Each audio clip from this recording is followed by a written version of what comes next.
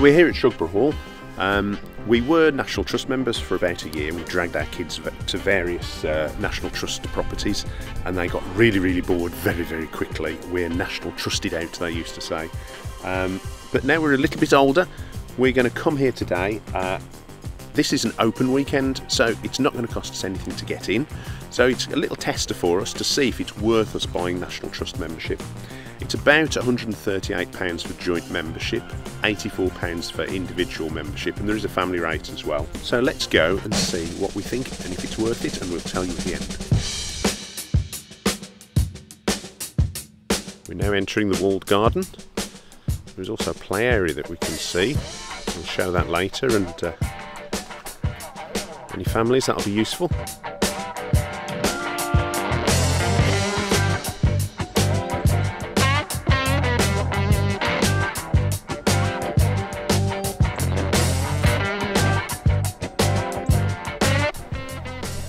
This is really pretty. It's called Spanish flag. Giles, I think we should have a go at growing some of this in our garden. What do you think? Yeah, I think there's some really nice things in here. Yeah.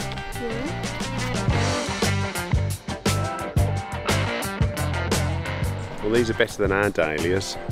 You can buy flowers from here and it's all grown in peat-free compost without the use of herbicides or pesticides, so that's really good.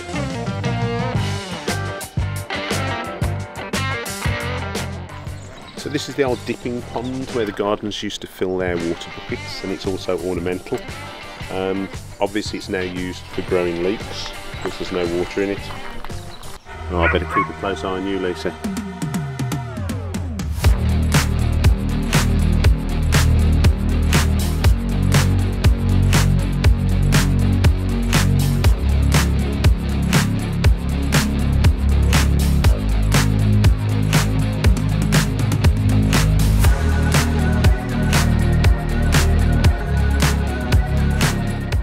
Wake me up when you've finished playing, Giles.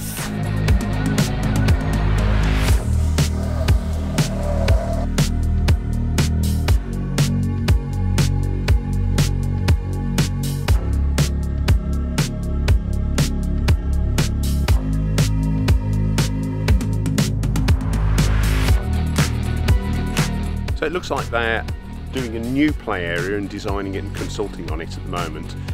To improve accessibility. If we've got any feedback, we can let them know. But I've quite enjoyed Explorers Wood, but it is a little difficult to get to if you've got accessibility issues. So hopefully, new provision will be better. Always good to know where the toilets are because you never know when you get caught out.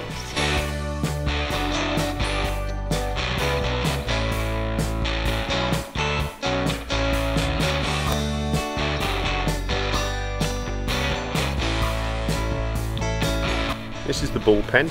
This is what Boris Johnson used to write his articles with. Look, Giles, there's some invisible pigs.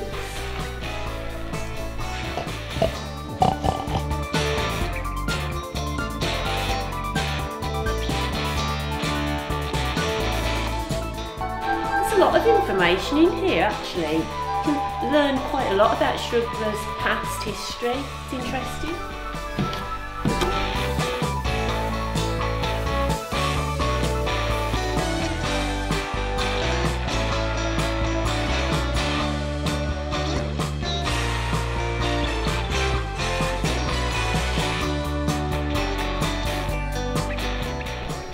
We're going to have a look now and see what's in the Parkland exhibition.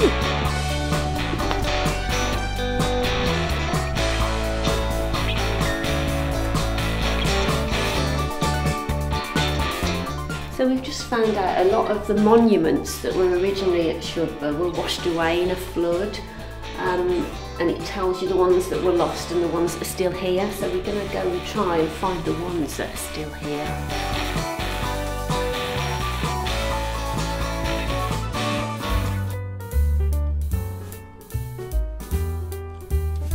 Can we go in? Yes, we can go in, but before we do, just a pointer. This down here used to be a working dairy, but prior to that it was also part of a lake, and inside was an ornamental dairy. So So I'm quite intrigued to see what that will look like inside, so let's go.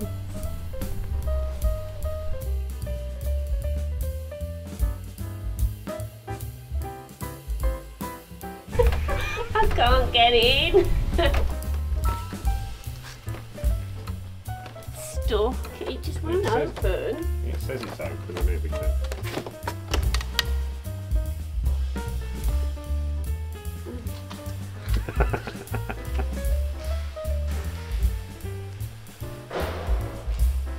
Well, this is the prettiest ornamental dairy I've seen.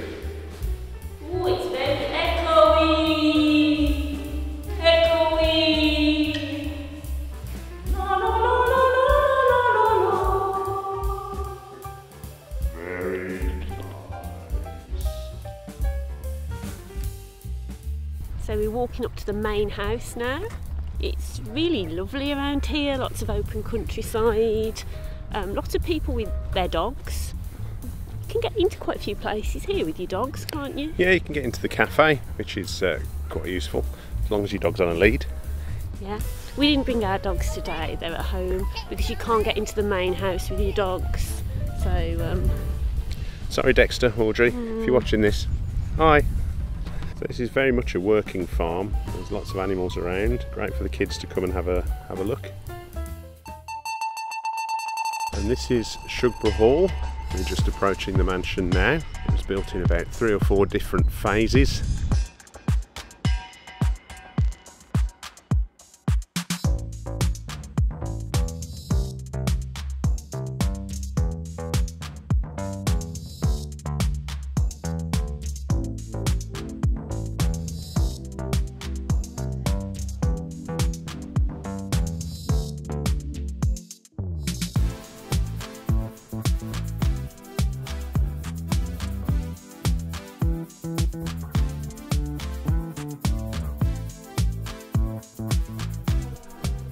You used to work in a library, hadn't you, Lise? It's a very different library to this one. Do you know what? You forget, don't you, about how much cleaning and maintenance must go on in these old buildings. You know, you think just cleaning your own house is hard enough and boring enough, but gosh, having to clean this and keep it free from pests and dust and everything must be a huge task. Don't do it with ease. It's what you used to paint. That's true. So this is Lord Lichfield's apartment behind us. There's no photography allowed, so we probably won't be able to show you anything in there. Now, Lord Patrick Lichfield was a well-known photographer. When his grandfather died, the whole of this estate was passed to the National Trust, apart from this one apartment that Patrick Lichfield was allowed to reside in. The National Trust rented or leased this out to Staffordshire County Council. So effectively, Patrick Lichfield lived in a council flat, and it just shows that if you live in a council flat, it doesn't mean that you don't have opportunities to progress yourself and to make good. Patrick Lichfield was a well-known photographer. It wasn't anything to do with his access to the royal family. I'm sure it was his prowess as a photographer that made him so successful. Here we go. We'll feel more at home here.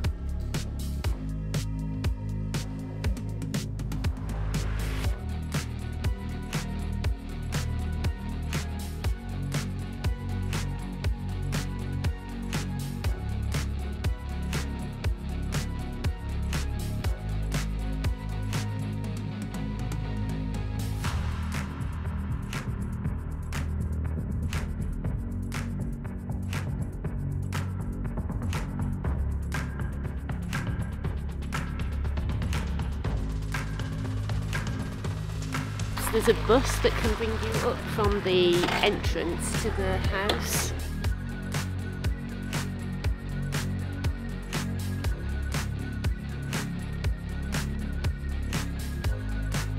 This is the Zen Den. It's a space that you can come into if you want some quiet, some peace. If you've got children who need that sort of environment away from the hustle and bustle of the crowds. Yeah, really, really good idea.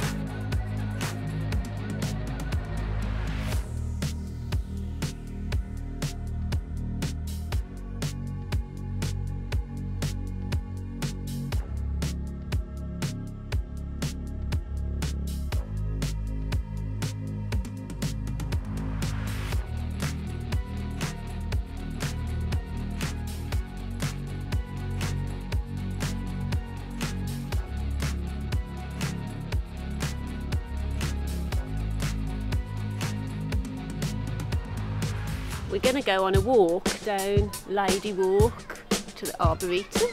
Come on then, lady. Okay.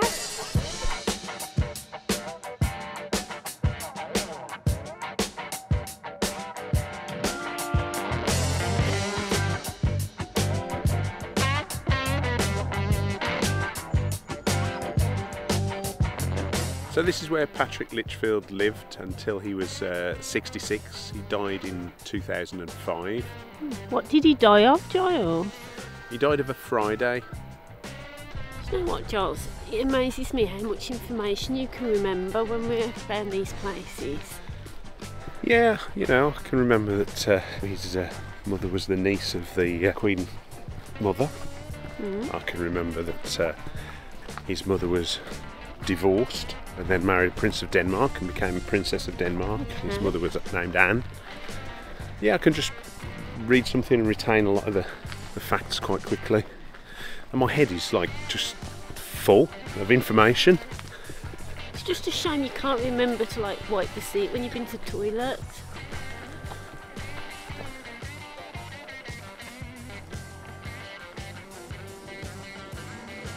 So this is inside the Chinese pagoda, which from the outside looks like just a bit of a shed, but it's very well decorated inside.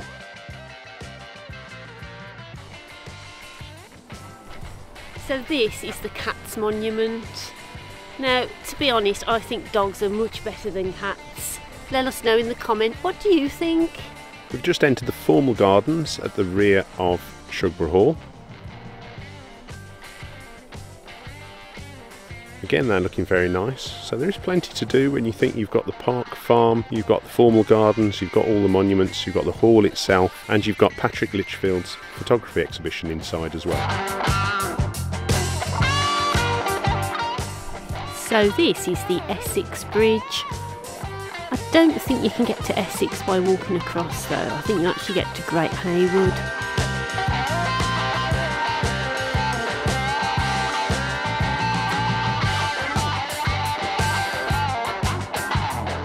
Cheers. I normally have a cider at this point. Instead I've got a latte. Well, that's the life, isn't it? Yeah. These National Trust days out, they're very pleasant. But we determined to come out and decide whether it was going to be worth the money to join for a year. Now today's not cost us a great deal at all. It was free to get in because it's open weekend. So that's a price I can afford. I've spent 50p on a second-hand book and we've spent about £7 just on these two lattes. Okay. But I don't feel too bad about that. No, because it's all helping and contributing towards the upkeep of the property and things like that, so yeah. So from what you've seen today, do you think it was good value? Do you think it's worth joining the National Trust? Yeah, I do think it's worth joining if you're planning to travel a lot around England. I mean, I think it depends on your individual circumstance. For example, you know, in the next 12 months, if we're thinking of going to quite a few different places around the UK, I think it's going to be a great thing to do because there are so many properties UK-wide that we can get into. But if you're someone who, you know, is staying in your local area, perhaps holidaying abroad, and so you're not going to be travelling a lot around the UK, you may want to just consider paying perhaps as you go. Yeah, I think it's worth looking at a map, seeing what's near to you, seeing what's accessible, because they can be quite remote, can't they, some of the National Trust properties. So if you're on bus or rail, they're not sometimes that easy to get to. Yeah. But I think if you are having a year of travelling around the UK, you will definitely get your money back. I mean, what have we seen here today? We've seen sort of open parklands, we've had woodland walks, we've been round the house itself and seen all the exhibits that were in there, some fantastic paintings, some great ceilings. The house downstairs was interesting as well. You know, that was quite good to go around, but to be honest, I've probably enjoyed the outside spaces more than anything. You know, we had real fun at the adventure park. I enjoyed that. Yeah. And you know, we like gardening, And so walking around the wall gardens, looking at all the different flowers, plants, vegetables, God, they had much better beans than I've got. That was really interesting to us. It really is a personal thing. I mean, I hope that you will have seen what's here and what sort of things National Trust properties have to offer. Yeah, I think National Trust properties are for me. I think you might find that we'll be going back to some National Trust properties. So wait on that one, and please like and subscribe, because that's important. And it doesn't cost anything to subscribe. Anything, and it just supports us try and grow the channel and get content out to you weekly. And also, drop us a comment. What do you think of National Trust properties? Do you think it's value for money? We'd love to hear from you what you think. And also, if there's any National Trust properties that you think are must-see National Trust properties, this one's right in the middle of the country in Staffordshire. Let us know if there's some you think we should visit. And if you want to watch our last video, just look here. Yeah, we were somewhere completely different.